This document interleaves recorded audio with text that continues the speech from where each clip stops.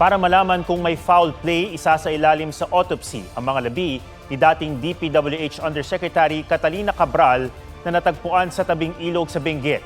I-DNA test din ito. Ang driver na huling kasama ni Cabral bago nasawi, itinuturing ng person of interest. May report si Bea Pinlac. Walang malay at naka-fetal posisyon ng matagpuan sa tabi ng Bued River sa ibaba ng Cannon Road ang babaeng ito. Balot na ng foil ng maiangat ng mga otoridad ang babae na kinilalang si dating Public Works Undersecretary Catalina Cathy Cabral. Isa sa mga itinuturing na mahalagang personalidad sa investigasyon ng maanumalyang flood control projects. Kinilala siya mismo ng kanyang driver na si Ricardo Hernandez. Kwento ni Hernandez sa pulisya, galing sila ng Maynila at napadaan sa naturang lugar. Sabi daw niya, hinto muna sa gilid, tapos bumaba siya, kausap niya yung driver niya, bumaba siya, tapos akala ng driver nagpapahangin lang, chinichik daw niya yung paligid. Ay maya, mga 12 o'clock, may dumating na nagpapatrolya na pulis, so sinabihan sila na bawal po dyan, baka makaksidente kayo, sabi ng pulis, umalis po kayo dyan. So dahil may pulis na sumito sa kanila, umakyat din sila ng Baguio. Nananghalian muna sila sa isang hotel sa Baguio bago muling nag-aya si Cabral na pumunta sa lugar bandang alas 2 ng hapon. Sabi daw ni Madam na madam mo na ako rito. Nagpaiwan. Oo, paiwan na siya doon. Sabi daw niya sa driver na dito muna ako, paano ka muna dyan? Alis ka muna dito, hanap ka muna ng ano dyan. Opo.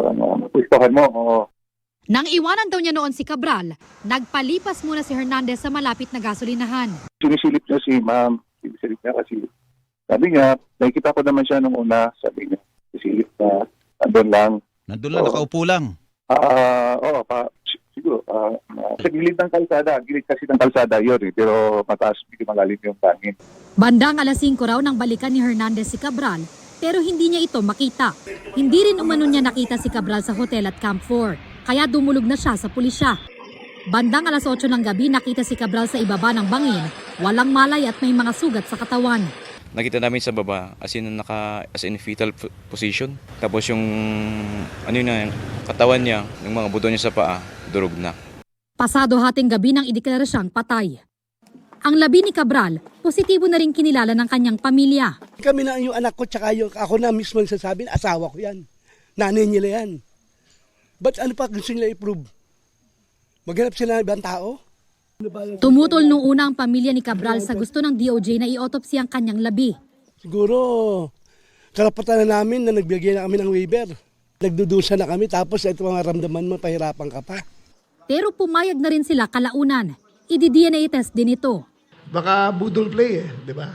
Baka ibang katawang ginamit, sabi ng pamilya, sila na yon. Pero baka tumakas sa ibang lugar. Di ba? Marami kasi nagpe-fake ng death certificate So naninigurado lang kami na siya talaga yan.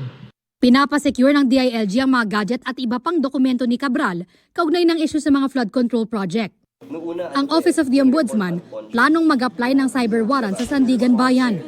Kailangan po talaga natin makuha agad-agad ang mga gadgets na ito at the risk of them being altered, erased by family members or friends, and we afford all the respect and condolences to the family, the bereaved family, but there is this state interest that has to keep moving, and that is the investigation on the flood control. Let me be clear. Ang pagkamatay ng isang tao ay hindi ibig sabihin titigil ang gulong ng hustisya.